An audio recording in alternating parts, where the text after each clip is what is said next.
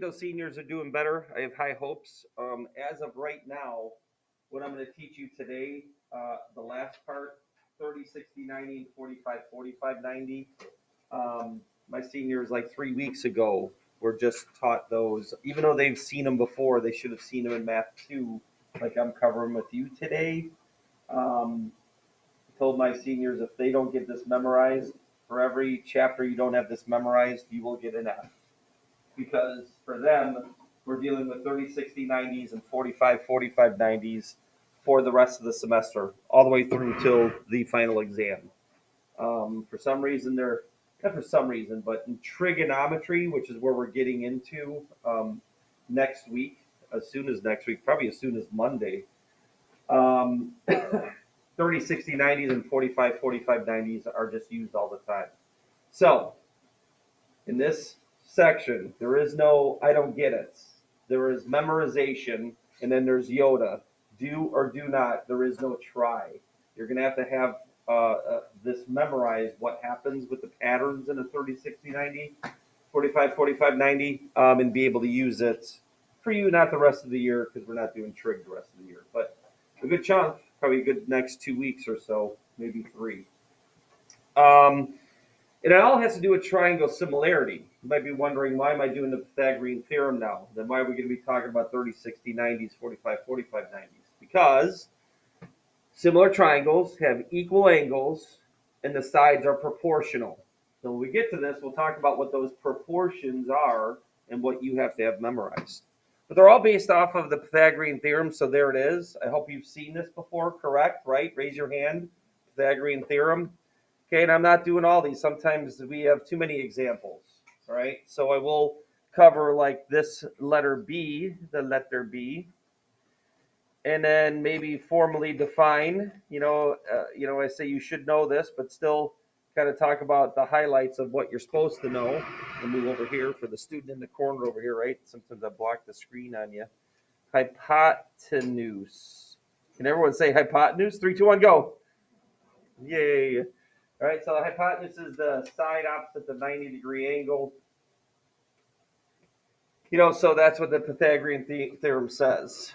Two sides squared, the two legs squared added together equals the hypotenuse squared, must be by itself over there. So that's what people make mistakes on. They put the sides in the wrong spots on the Pythagorean theorem. Make sure you identify the hypotenuse. All right, and then real quick, doing this last hour.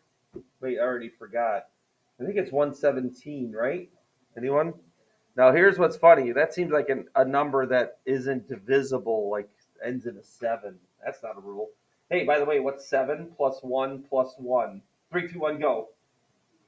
What? You can't do 7 plus 1 plus 1? Which is what, everybody? There's a weird divisibility rule.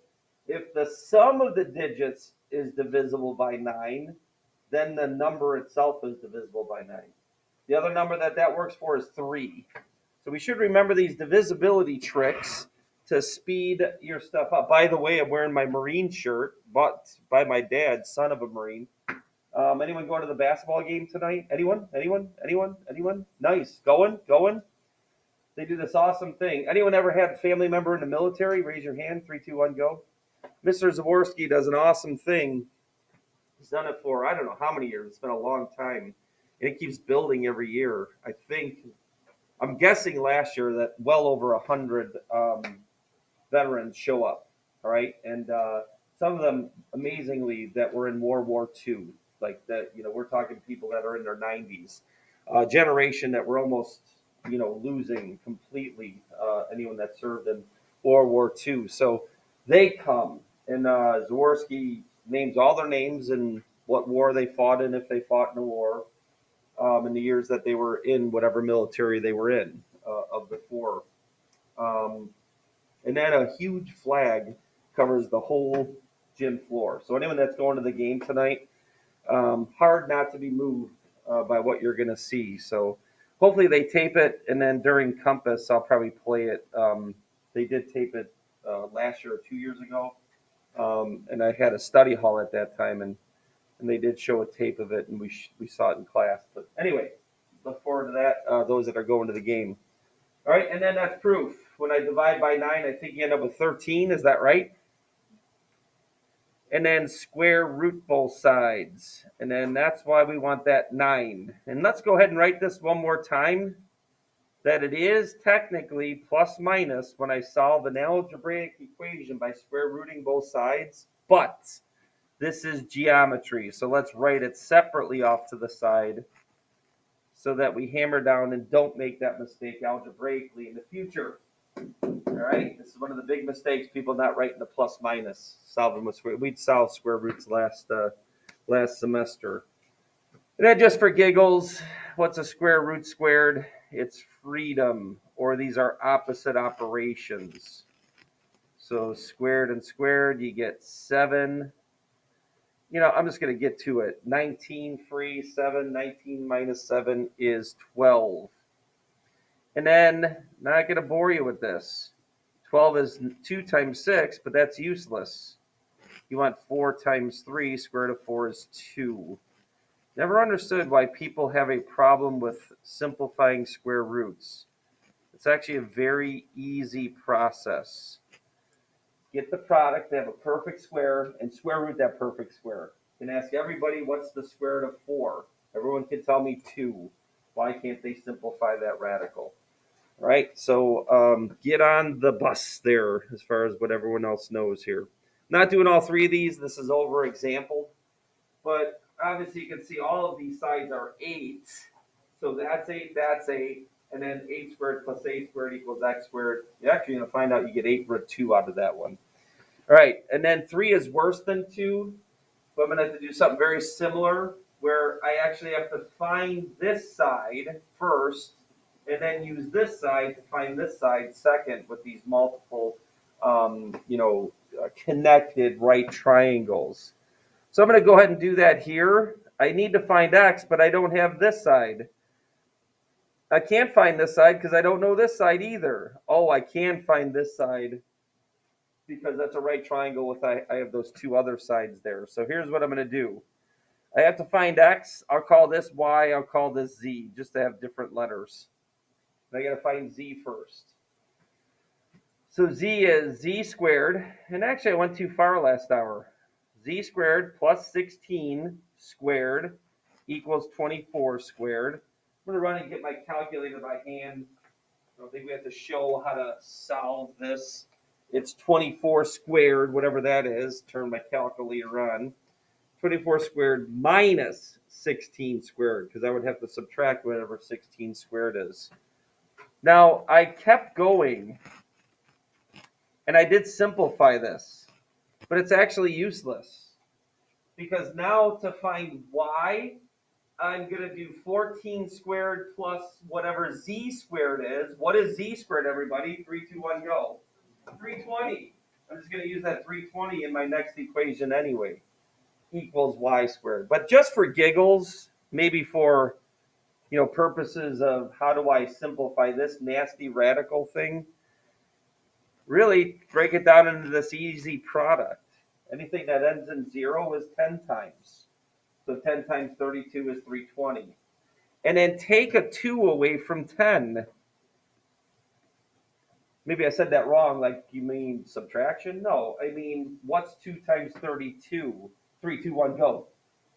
What? What's 2 times 32? 3, 2, 1, go. What's going on here, second hour?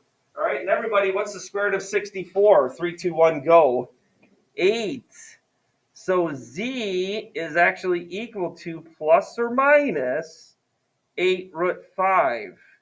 Because this is 64. The square root of 64 is 8. And then root 5 is left over, stuck in jail.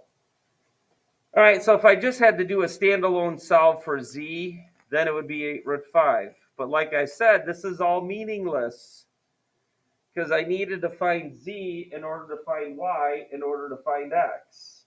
So I won't do that on the next step. 14 squared plus z squared. Don't square 320. You're totally missing the whole point here. Z is 8 root 5. Z squared came from square rooting 320. So z squared is 320.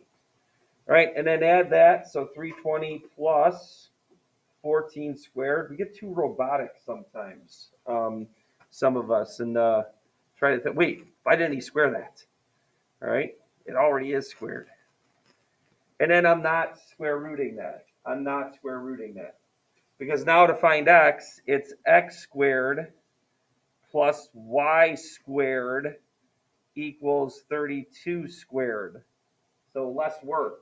You know, I didn't have that scratch out. I didn't even need it. I was just doing it for giggles.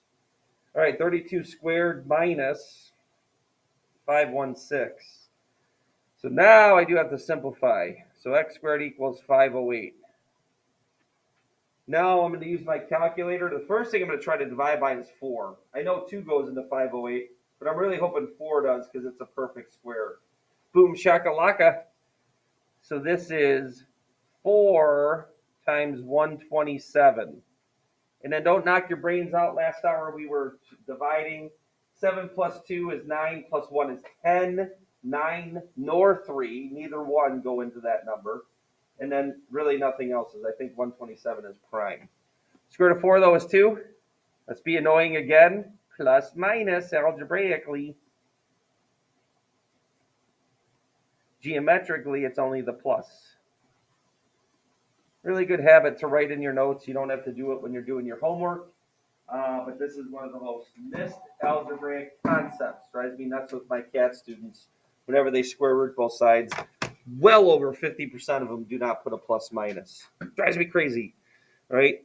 And we're not doing geometry in that class. It's all algebraic, so they do need that plus minus.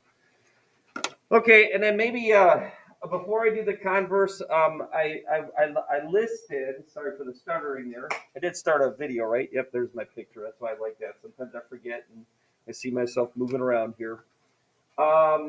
Common Pythagorean triples. Everyone should know this one. The first one. 3, 4. All right, hold on. What's 3 squared? 3, 2, 1, go. 9. What's 4 squared? 3, 2, 1, answer it. What's 9 plus 16? 25. What's the square root of 25? 5. So 3, 4, 5 is a common Pythagorean triple.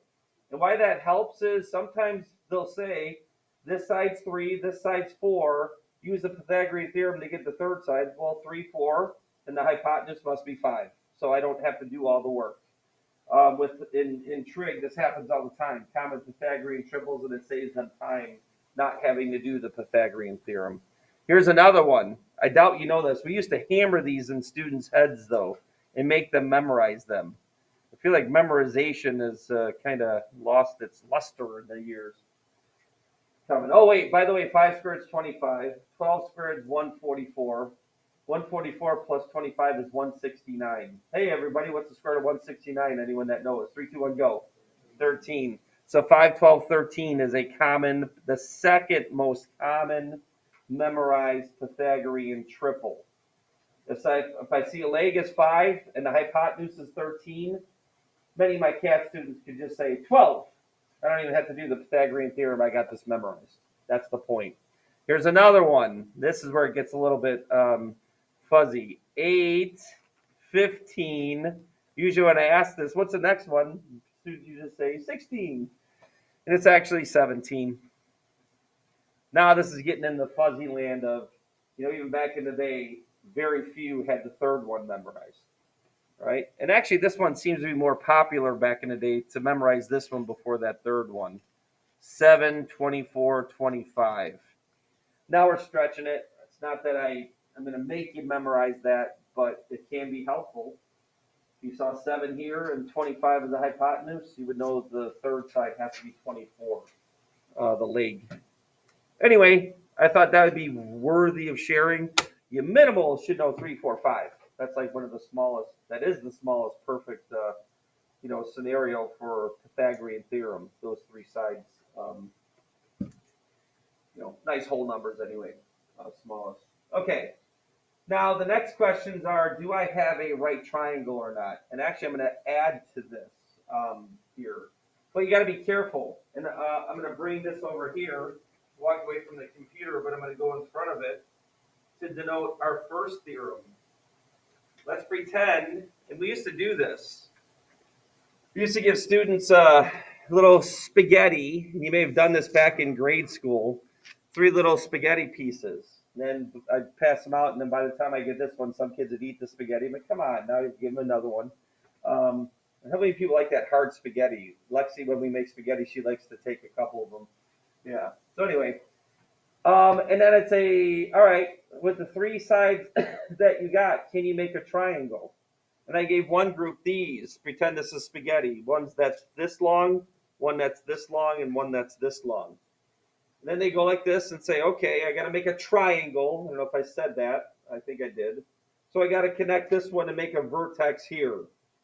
Okay, so far so good. And then, okay, I got to make a vertex here, but this has got to connect all the way to this side.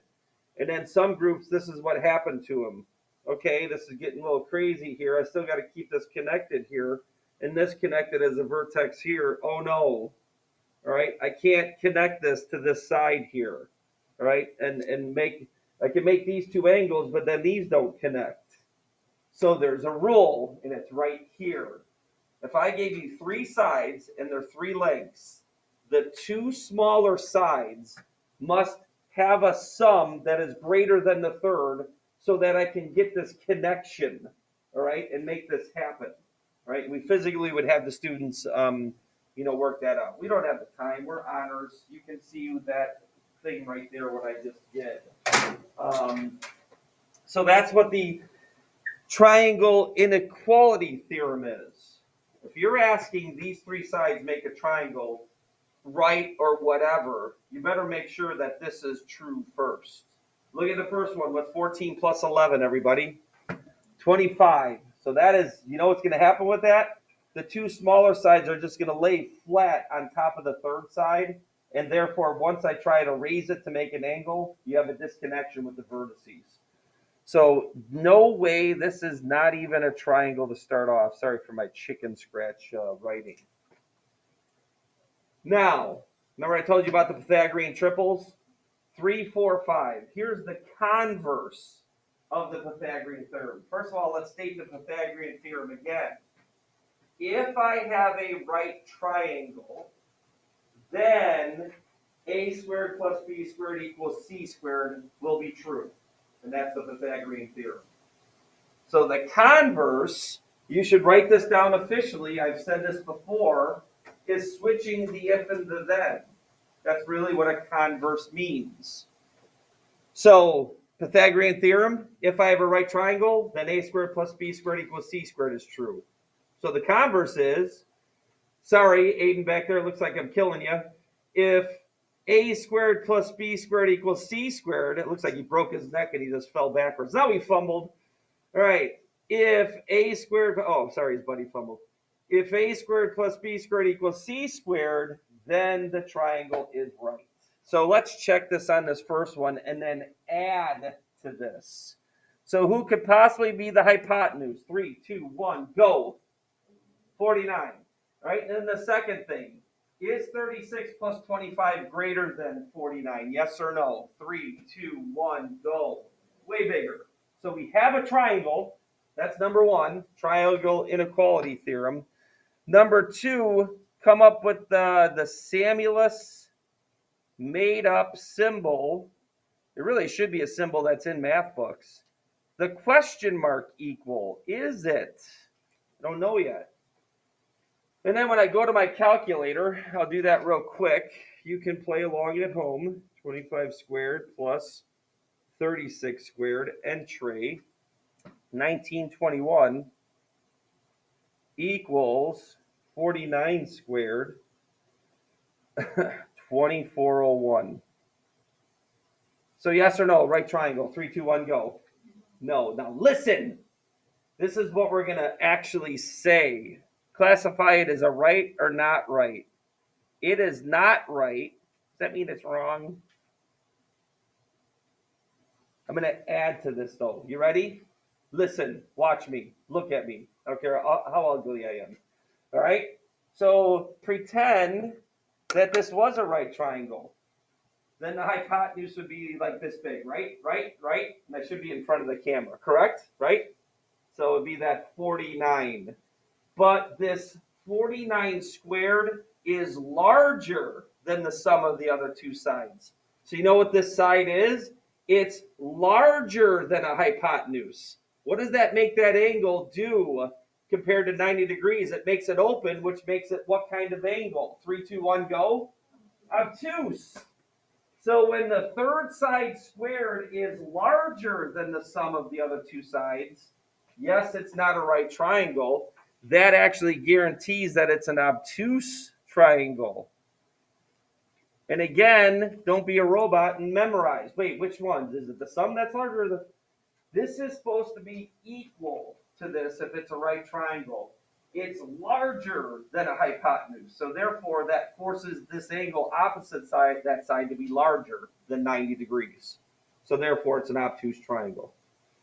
All right, 30 plus 72, way off the charts. Way bigger than the third side 78. So I may proceed. This is a triangle. Is it right? I think this might be our first success. 30 squared plus 72 squared, that's 6084. 78 squared, 6084.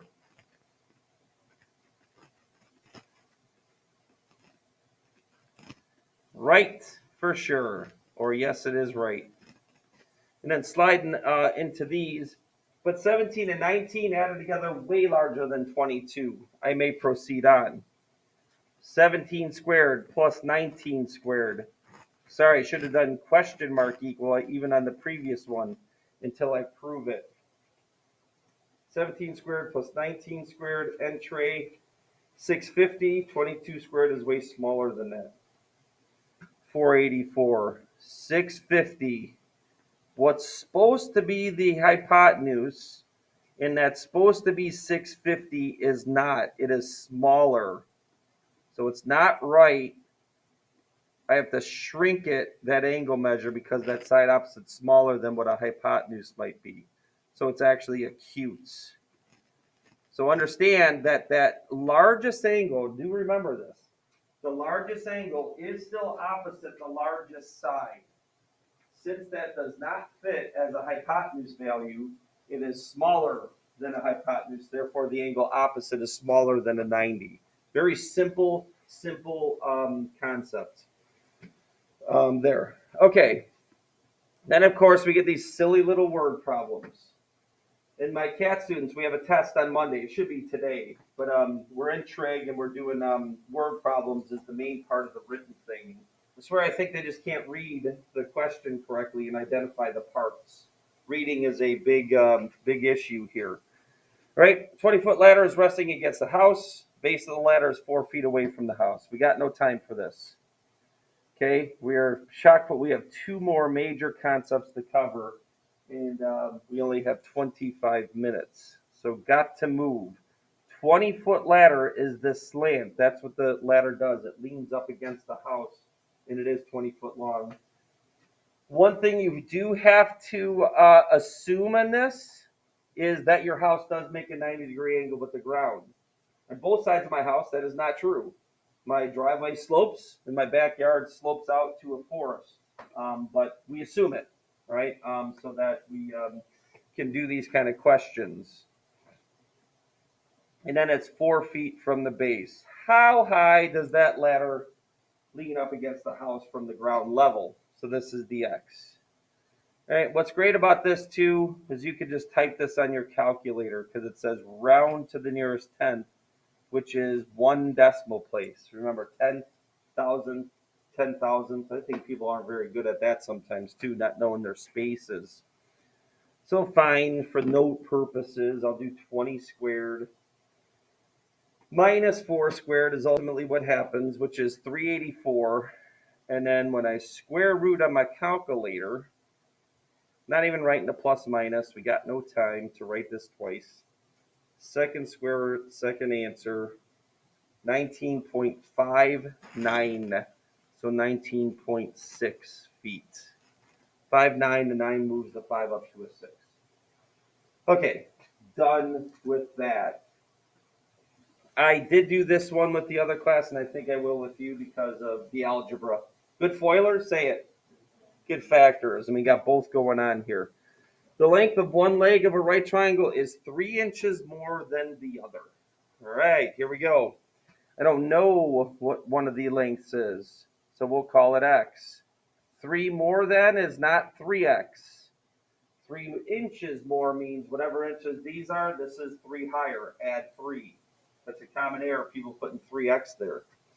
All right, and the hypotenuse is 15.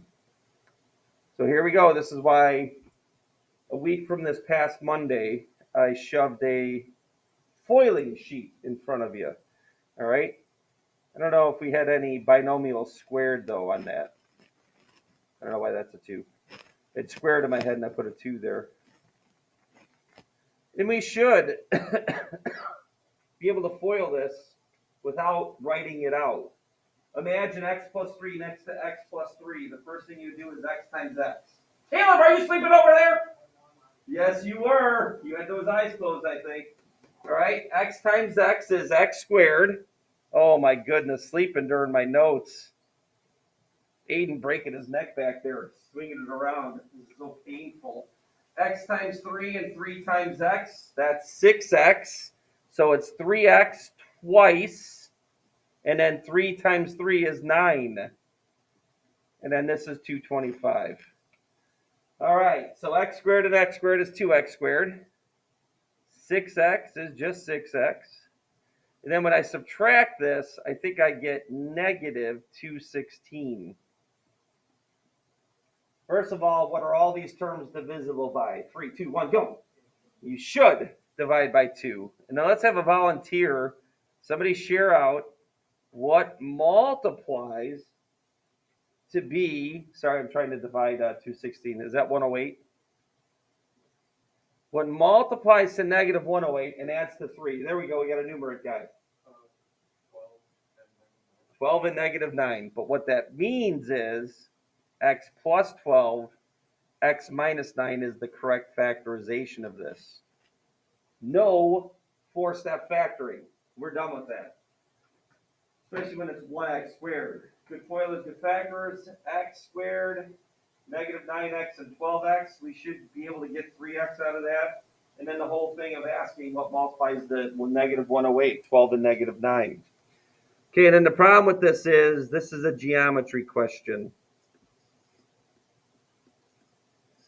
That was your question, by the way, I think yesterday on the test. What if I'm able to plug in the negative and it results in a positive? Wasn't that your question? And the answer is yes, you can use that. But when I plug in negative 12, it creates a negative side, so it is out of there. So yeah, definitely you got tricked yesterday. I'll take a half point off. I think you got x equal to negative. Oh, you didn't take the test yet. Plug your ears. So I'll just stop talking right now. Okay, I'm not doing the jogger question. We got more things we got to do here. All right, now the brass tacks of this, and hopefully all that was like review. And it was in a way Pythagorean theorem with our radical simplifying from earlier. It's about the hardest thing that could happen there. Now, I don't know if you want to write any of this down that I'm going to do. Because ultimately, at the end, I'm going to write a formula here that you have to have memorized. But it's pretty simple. And get rid of that. I mean, it's fine. It just seems like it's kind of floating in the wrong spot there. But this triangle we have here, we're going to make this a 45, 45, 90. So go ahead and put that. It's missing those 45s. And then this is what you might want to hold off on. So I'm going to pick some side measures for the legs. And by the way, this can be held. You can go ahead and mark this. Those are definitely equal. It's an isosceles triangle, equal angles, equal sides. But I'm going to pick a length for one of those sides. I'm just going to pick 1. If that side is 1, what's this side got to be? 3, 2, 1, go. 1. They're both isosceles. It's the same side. And then through the Pythagorean theorem, 1 squared plus 1 squared should equal whatever this is. We'll call that x. All right? And that's x squared. 1 squared is 1. What's 1 plus 1, everybody? 2, Mr. Samulus. And then what does x equal? Let's get rid of the plus minus. Root 2. So I'm going to go ahead and put that. And actually what I'm going to put is 1 root 2, just for giggles. because 1 times anything is still the thing. And by the way, the square root of 1 is 1. If you ever write square root of 1 as a final answer and circle it, I'm taking a half point off. It's like not reducing a fraction. 1 times 1 is 1, so the square root of 1 is 1. Never write the square root of 1 as a final answer. Okay, but then let's play around with this. Let's change this to 2. This is why you can't really write this in this position right here.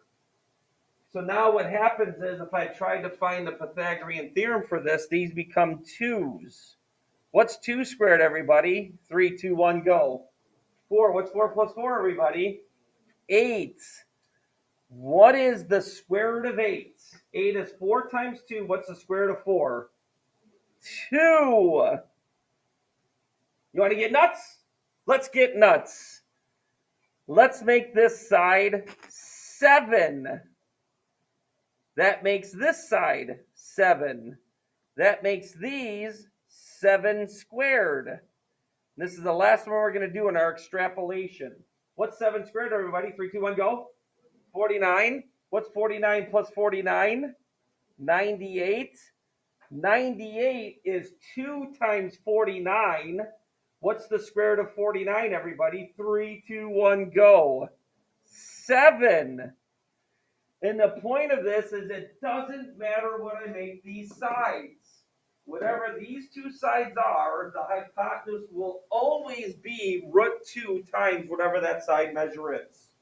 Did you just see that? This is what you have to have memorized then. Exactly what I just said through algebra. Whatever these two sides are, well, let's make them A.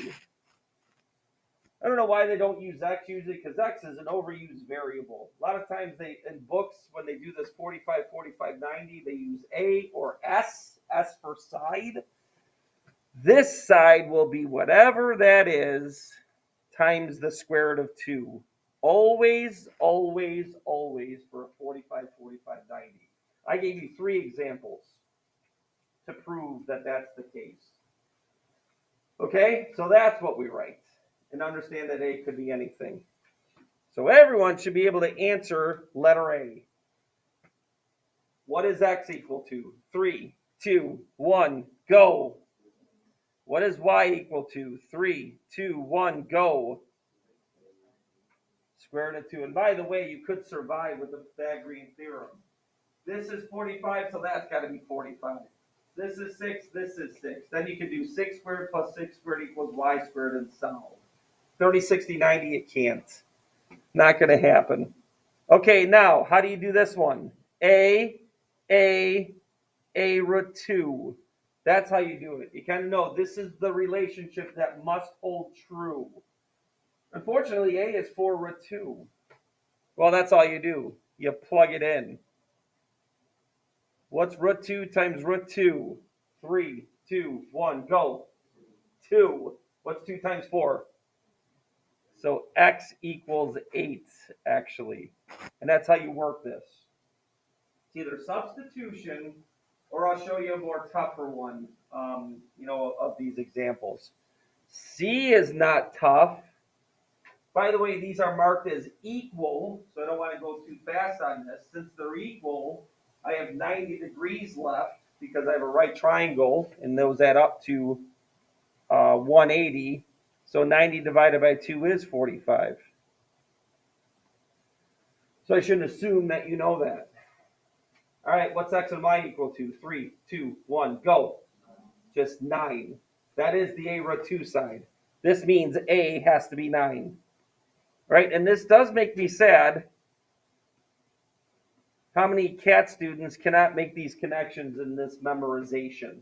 All right? Because they did do this 2 years ago. We're in Math 2 right now, and we're sophomores. As Mr. Zworski mentioned again, that's what he calls you, sophomores. That one's easy. I think letter E is maybe a little bit of a challenge. By the way, how do I know this is a 45, 45, 90? Because X and X, it's the same variable. That means those two sides are equal. If those two sides are equal, then the opposite angles must be equal. And I only have 90 degrees left for those two angles. So that's why we know this is a 45, 45, 90. Next thing is, this is supposed to be my A sides, and this is my A root 2 side. Oh no, this is a little different. This is why this is the hardest one you'll run into. So what do I do about it? And the answer is this is the a root 2 side, and it's supposed to be the a root 2 side, or I said that weird. 12 root 6 is in this position, but it's supposed to be a root 2. That means these two things are, starts with an E. Anyone? 3, 2, 1, go. Equal. Since they're both in the same position of what that side is supposed to be, you can set those equal and solve for A. And then you have A. A is what X and X is. All right, both of these side measures. But how do you do that? You divide. And then what's nice about this is, see the time here, 9:17, not too bad. You want to get to the 30, 60, 90s. Root 6 over root 2, you can divide a root over root. What's 6 divided by 2? 3, 2, 1, go. 12 root 3 because the bottom completely cancels. So again, the bottom is the square root of 1. This becomes the square root of 3 over the square root of 1. Square root of 1 is 1. Anything divided by 1 is itself. So I don't need the dividing by 1. How are we doing back there? Okay? All right.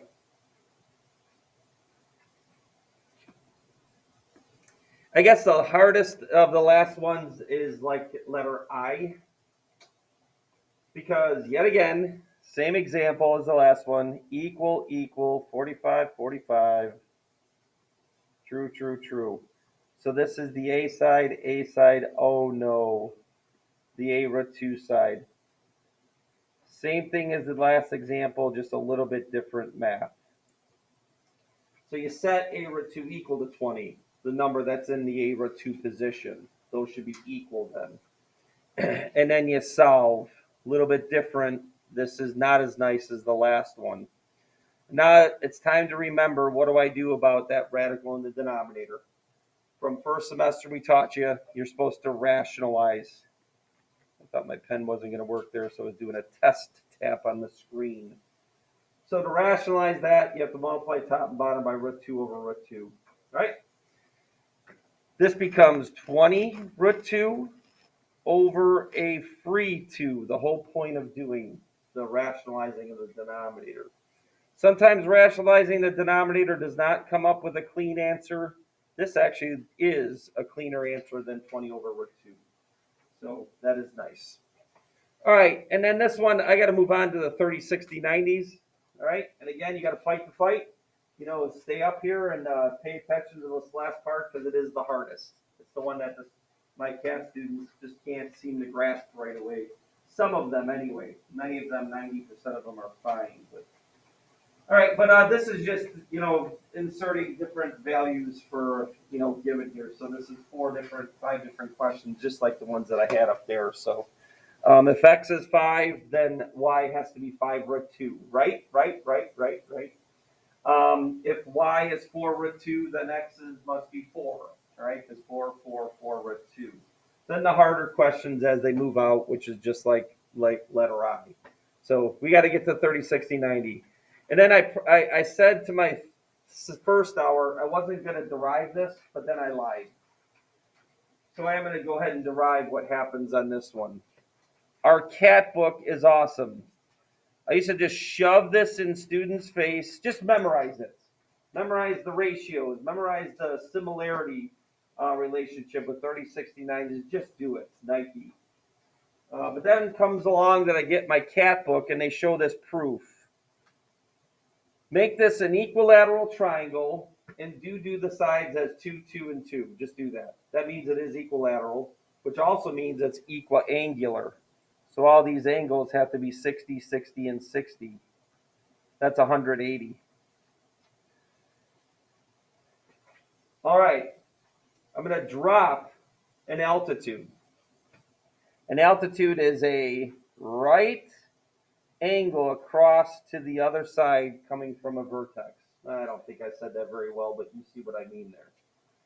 In an equilateral triangle, this is very special. It actually does 2 things. It actually bisects this opposite side, so go ahead and cut that up into 1 and 1 now. And then it actually cuts that 60 in half as well. So this is 30 and 30. Oh, my glorious pen with this glorious program. And now you already see a relationship. And this is going to be true for all 30, 60, 90 right triangles. Because remember, similar triangles, the sides are, it starts with a P. 3, 2, 1, go. Proportional. Only 2 people said that because my second hour seems to be tuning out. Good luck. You don't look at this and memorize this because it's actually pretty simple. So here's what's going to be true always. In any 30, 60, 90 right triangle, whatever fumble the 30-degree side is, the side opposite the hypotenuse will be double it. All right, and that's definitely true. Now let's do the Pythagorean theorem. What's 2 squared? 3, 2, 1, go. 4. What's 1 squared? 3, 2, 1, go. What's 4 minus 1? 3, 2, 1, go. 3. And then I have to square root both sides. What does that end up with? The square root of 3. So the side opposite the 60 will be whatever this side is times the square root of 3. I'll prove it. Let's do what we did with the 30, 60, or sorry, 45, 45, 90. Let's make all these sides 4. If that's 4, that's 4. What do these two sides have to be then? 2 and 2. So there you go again. The 30-degree side, whatever it is, the side opposite the 90 is 2 times that. Let's lock that in. Let's go into our triangle over here. 30-degree side. But you know what we're going to call it? We're going to call it that A again. We're going to call it that mystery variable. So in this case, A is 2. The side opposite 90 is 2 times that. So this is 2 times whatever that side is. I'm going to prove it one more time with a random number that's bigger. And then let's do the Pythagorean theorem real quick. What's 4 squared? What's 4 squared? 3, 2, 1, go. What's 2 squared? 3, 2, 1, go. 4. What's 16 minus 4? 12. What's the square root of 12? 4 times 3. What's the square root of 4? 2 root 3. So it does not matter what this 30-degree side is. The side opposite the 60 will always be whatever that side is. Again, I'm waiting for this computer to stop acting like a jerk. All right? Times the square root of 3. All right, one more time. You want to get nuts? Let's get nuts. Let's throw one more crazy side measure. Let's say this is an equilateral triangle. That's 8. Then what are these two sides? 3, 2, 1, go. 4. Double still. Holds. And then what's 8 squared? Let's do the hard math. What's 8 squared? 64. What's 4 squared? 16. I'm doing a Pythagorean theorem, but then I have to subtract. 64 minus 16 is 54. 48. You know what 48 is? Actually, I got to think. 48 is 12 and 4 plus 16. Isn't it 16 times 3? Right? What's the square root of 16, everybody? 4 root 3. So this would end up being 4 root 3, the side opposite the 30 times root 3, yet again. All right, and then this is where I ended with the other hour. We had like 2 minutes left. So I just shoved these questions at them. Look at this question. First of all, what is x? 3, 2, 1, go! 62. So x is 62. And then what is y? 3, 2, 1, go. 31 times the square root of 3. Why? Because every 30, 60, 90 is similar. The sides are proportional by the A root 3, 2a thing. All right, that's why we're doing this now. That's why we had to do similar triangles first, so that we could bridge into these special triangles, which actually bridges into trigonometry, and these are pretty important. Now, this is the worst question in the world, but not really that bad. That's the 30-degree side. So it's not so bad to get y, which is double the 30-degree side. Again, just with our limited time here, this is how you work around these. So that wasn't that bad. But this is the a root 3 side. And this is what you have to understand. This is A. That is A, because it is the side opposite the 30-degree angle. So what do I do about it? It's like our 45, 45, 90 question. This is a plug it in and evaluate situation. So I do have to take 7 root 3 and multiply by root 3 to get the 60-degree side. Root 3 times root 3 is 3. 3 times 7 is 21. So x actually equals 21. All right, let me pick a hard one here. Let's see if we got any that are difficult. This is the one. This is the one. This is the one that ends up being the hardest. Because that's the side opposite the 60. That is supposed to be my a root 3 side. Uh-oh. This is supposed to be my a side. This is supposed to be my 2a side. Triangle similarity. All 30, 60, 90s hold this relationship. So just like the 45, 45, 90, this side is 18. It is supposed to be a root 3. What do you do with these two values? 3, 2, 1, go. Set them equal. Somebody whispered very faintly. That is true. Since it's supposed to be the a root 3 side, but it is 18, then I need to get a by setting those equal. Again, it's a division. I'll end on this one. And then again, it's a rationalization. You get 18 root 3 over a free 3, which is 6 root 3. That is x. That means y is double that, which you just double the 6. All right, or you plug in 2 times 6 root 3. 2 times 6 is 12. So that is 12 root 3. All right? So that's how this works. I got a hand up. What's up? Oh, are you doing? You're always with these. Can I always assume that this happens? Is that where this question's going? All right. What are you going to assume always happens? Divisible by 3. Then can you just put the number that multiplies by 3? Maybe. I get a little worried about when you come up with those things because if you get one counterexample to what you say, then it's not true. But I feel like you're onto something. That's all I'm going to answer with that. Okay? Got it? All right. So be careful sometimes. So I think you're looking for shortcuts sometimes. Sometimes they're good. Sometimes watch it.